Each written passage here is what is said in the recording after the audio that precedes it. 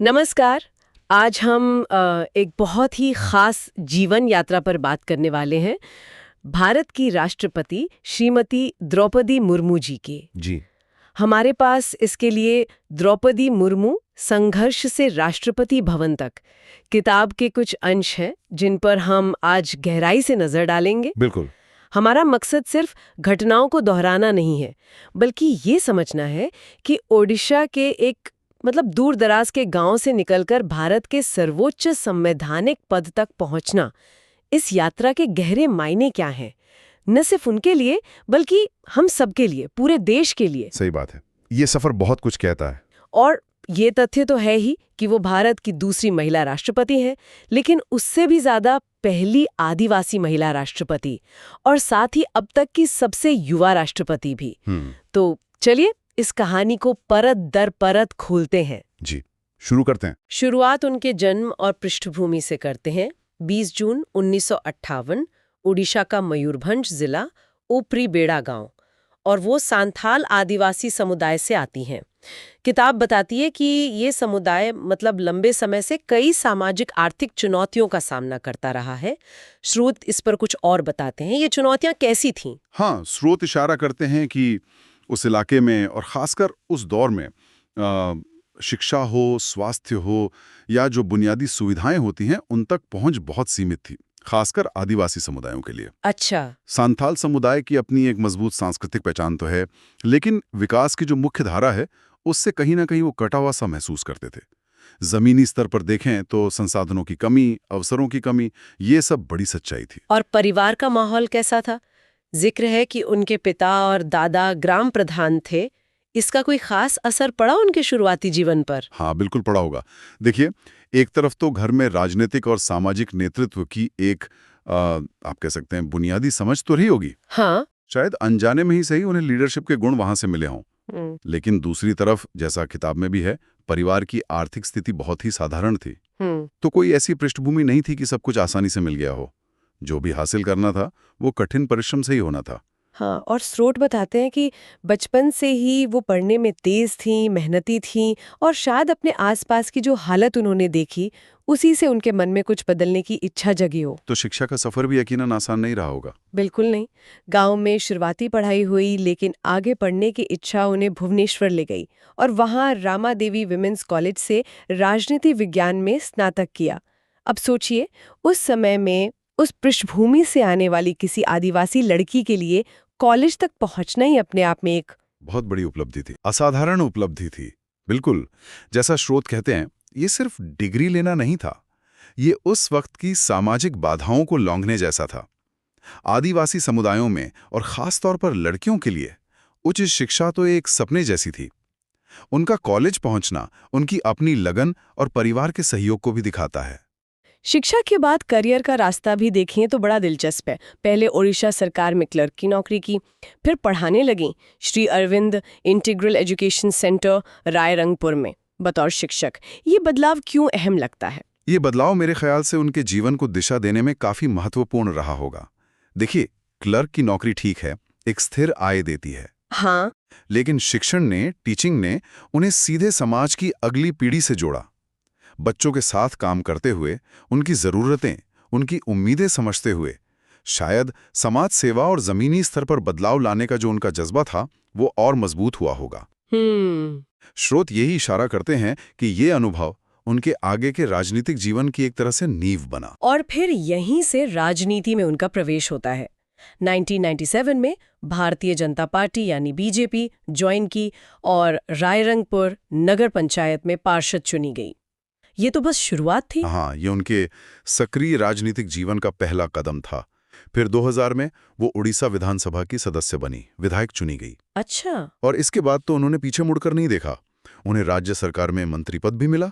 पहले वाणिज्य एवं परिवहन मंत्रालय संभाला और उसके बाद मत्स्य संसाधन एवं पशुपालन विभाग। मंत्री के तौर पर उनका जो कार्यकाल रहा, उसके बारे में स्रोत क्या खास बताते हैं? कोई ऐसा पहलू जो उभर कर आता हो? स्रोत इस बात पर काफी जोर देते हैं कि मंत्री रहते हुए उनका जो फोकस था वो गरीबों और आदिवासी समुदायों के कल्याण से जुड़ी योजनाओं पर ज्यादा रहा। जी। वो अपनी प्रशासनिक क्षमता और अपनी ईमानदारी के लिए जानी गई।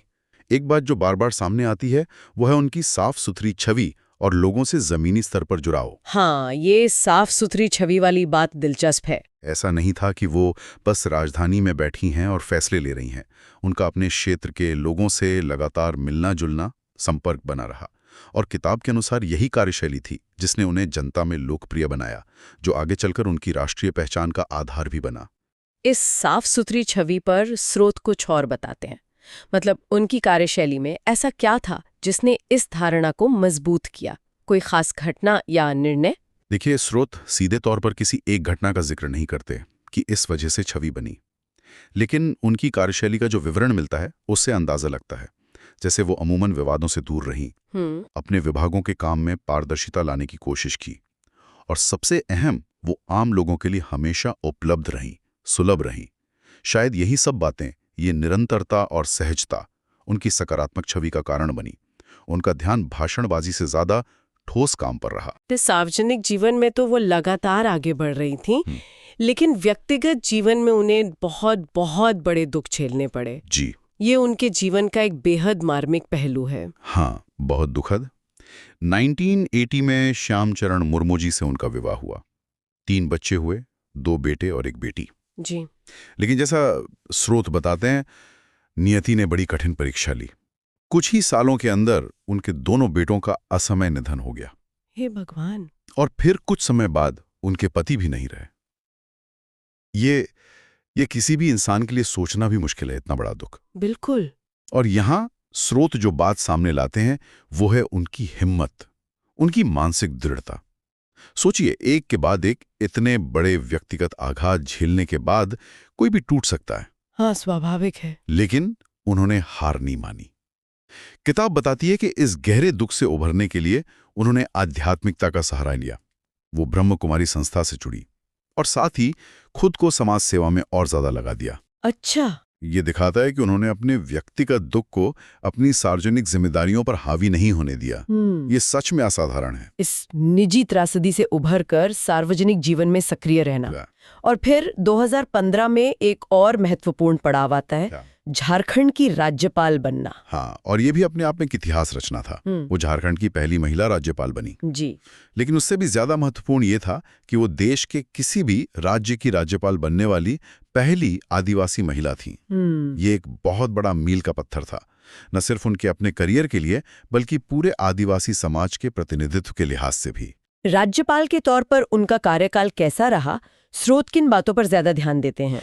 स्रोत बताते हैं कि राज्यपाल के तौर पर उन्होंने संवैधानिक दायरे में रहते हुए काफी सक्रिय भूमिका निभाई। उनका खास ध्यान शिक्षा पर रहा, खासकर उच्च शिक्षा और विश्वविद्यालयों के कामकाज को बेहतर बनाने पर। आदिवासी कल्याण से जुड़े जो मुद्दे थे उन पर वो लगातार नजर रखती थीं और जरूरत पड़ने पर राज्य सरकार को सलाह भी देती थीं। महिला सशक्तिकरण तो उनके एजेंडे में हमेशा से प्रमुख रहा है। हाँ। एक दिलचस्प बात जो स्रोत बताते हैं वो है उनका छात्रों और युवाओं से लगातार संवाद करना। वो अक्सर यूनिवर्सिटीज, कॉलेजों के कार्यक्रमों में जाती थीं और युवाओं से मिलती थीं, उन्हें प्रेरित करती थीं। क्या उनके राज्यपाल कार्यकाल की किसी विशेष चुनौती का जिक्र है या कोई ऐसा मौका जब उन्हें कोई कड़ा स्टैंड लेना पड़ा हो? स्रोत में एक वाकये का संकेत मिलता है। जब राज्य सरकार ने कुछ विधेयक प्रस्तावित किए थे, खासकर जमीन से जुड़े कानूनों में संशोधन को लेकर, अच्छा, तो बताया गया है कि उन्होंने काफी सावधानी बरती थी। आदिवासी हितों और संवैधानिक प्रावधानों को ध्यान में रखते हुए उन्होंने कुछ विधेयकों पर अपनी सहमति रोकी थी या उन्हें पुनर्विचार के लिए लौटाया था। अच्छा, तो मतलब वो सिर्फ एक रबर स्टैंप राज्यपाल नहीं थी? बिल्कुल नहीं। ये दिखाता है कि वो अपनी संवैधानिक भूमिका को लेकर कितनी सजग थी और उसे गंभीरता से लेती थी। ये वाकई महत्वपूर्ण बात है। और फिर आता है साल 2022, जब उनका नाम देश के सर्वोच्च पद के लिए सामने आया। हाँ, 2022 के राष्ट्रपति चुनाव में जो सत्तारूढ़ गठबंधन है एनडीए, उन्होंने उन्हें अपना उम्मीदवार बनाया। विपक्ष की तरफ से साझा उम्मीदवार थे यशवंत सिन्हा जी, और ये चुनाव कई मायनों में खास बन गया। जी। और नतीजा हम सब जानते हैं। 21 जुलाई 2022 को वोटों की गिनती हुई और श्रीमती द्रौपदी मुर्मू भारी अंतर से जीत गईं। 25 जुलाई 2022 को उन्होंने भारत के 15वें राष्ट्रपति के रूप में शपथ ली। जैसा हमने शुरू में कहा था, ये पल कई ऐतिहासिक उपलब्धियों का एक संगम था। दूसरी महिला राष्ट्रपति, पहली आदिवासी राष्ट्रपति और सबसे युवा राष्ट्रपति। बिल्कुल। और इसे अगर हम थोड़ा बड़े परिप्रेक्ष्य में देखें तो इसका महत्व सिर्फ इन आंकड़ों तक ही नहीं है। ये भारतीय लोकतंत्र का जो समावेशी चरित्र है उसका एक बहुत मजबूत प्रतीक है। सही। ये इस बात का सबूत है कि भारत में अवसर हैं कि आपकी सामाजिक या आर्थिक पृष्ठभूमि हमेशा आपकी काबिलियत या आपकी नियति तय नहीं करती। ये सामाजिक न्याय की दिशा में एक बहुत बड़ा कदम है। ये संदेश देता है कि देश के सर्वोच्च पद का रास्ता हर किसी के लिए खुला है, अगर योग्यता और दृढ़ संकल्प हो। राष्ट्रपति बनने के बाद उनकी भूमिका और उनके संदेशों के बारे में स्रोत क्या बताते हैं? स्रोत यही बताते हैं कि राष्ट्रपति बनने के बाद भी उन्होंने अपनी वही जानी पहचानी सादगी और सहजता बनाए रखी है। वो लगातार समाज के जो वंचित वर्ग हैं, महिलाएं हैं, युवा हैं, उनके उत्थान की बात करती हैं। जी। उनके भाषणों में संवैधानिक मूल्यों पर जोर रहता है, लोकतंत्र की मजबूती पर, शिक्षा के महत्व पर, महिला सशक्तिकरण पर। वो अक्सर अपनी पृष्ठभूमि का जिक्र करते हुए ये संदेश देती हैं कि अगर वो यहाँ तक पहुँच सकती हैं तो कोई भी पहुँच सकता है। तो अगर हम उनके पूरे जीवन और इस यात्रा से मिलने वाले जो मुख्य संदेश हैं उन्हें समेटना चाहें तो क्या कहेंगे? मेरे ख्याल से स्रोत जिन बातों को बार बार रेखांकित करते हैं उनसे कुछ बहुत साफ संदेश निकलते हैं। पहला, जिंदगी में कितनी भी मुश्किल हालात क्यों ना आए, हिम्मत और सब्र नहीं खोना चाहिए। हाँ। व्यक्तिगत त्रासदियों से उभरकर सार्वजनिक जीवन में योगदान देते रहना, ये उनकी इच्छा शक्ति का प्रमाण है। बिल्कुल। दूसरा, शिक्षा। शिक्षा ही असल सामाजिक बदलाव का सबसे ताकतवर जरिया है। उनकी अपनी कहानी इसका सबूत है। बिल्कुल। तीसरा, सार्वजनिक जीवन में ईमानदारी, सेवा का भाव और जमीन से जुड़ाव, यही आपको लोगों के दिलों में जगह दिलाता है और आगे ले जाता है। और चौथा, और शायद सबसे महत्वपूर्ण संदेश, कि भारतीय लोकतंत्र में हर किसी के लिए जगह है। महिलाएं, आदिवासी और समाज के वो वर्ग जिन्हें अब तक वंचित समझा जाता रहा, वो भी देश के नेतृत्व में अपनी भूमिका निभा सकते हैं और सबसे ऊंची चोटी तक पहुंच सकते हैं। मुंह की कहानी सिर्फ एक व्यक्ति के संघर्ष और सफलता की कहानी नहीं है। ये उस भारत की कहानी है जो बदल रहा है, जो ज्यादा समावेशी बन रहा है। हाँ, ये भारतीय लोकतंत्र के उस वादे को सच साबित करती है जहां आपकी शुरुआत कहाँ से हुई ये मायने नहीं रखता, बल्कि आपकी प्रतिभा और आपका परिश्रम मायने रखता है। बिल्कुल सही कहा। उनका राष्ट्रपति बनना महज एक राजनीतिक घटना नहीं है, ये करोड़ों भारतीयों के लिए प्रेरणा है, खासकर आदिवासी समुदाय के लिए, महिलाओं के लिए और उन युवाओं के लिए जो कम संसाधनों के बावजूद बड़े सपने देखने की हिम्मत करते हैं और उन्हें पूरा करने के लिए जी जान लगा देते हैं। ये उनकी उम्मीदों का प्रतिबिंब है। जी। और जाते जाते एक विचार यहाँ छोड़ जाते हैं जिस पर शायद हम सबको सोचना चाहिए। जरूर। कि इस तरह की जो प्रेरणा देने वाली कहानियां होती हैं, जहां कोई व्यक्ति समाज के सबसे निचले पायदान से उठकर शिखर तक पहुंचता है, ये जमीनी स्तर पर वास्तविक अवसरों को बढ़ाने में कैसे और कितनी मदद कर सकती हैं, खासकर उन समुदायों के लिए जिन्हें आज भी विकास की मुख्य धारा में आने के लिए संघर्ष करना पड़ रहा है। उनके लिए ऐसे प्रतीकात्मक क्षणों को ठोस बदलाव में कैसे बदला जा सकता है, ये एक सोचने वाली बात है।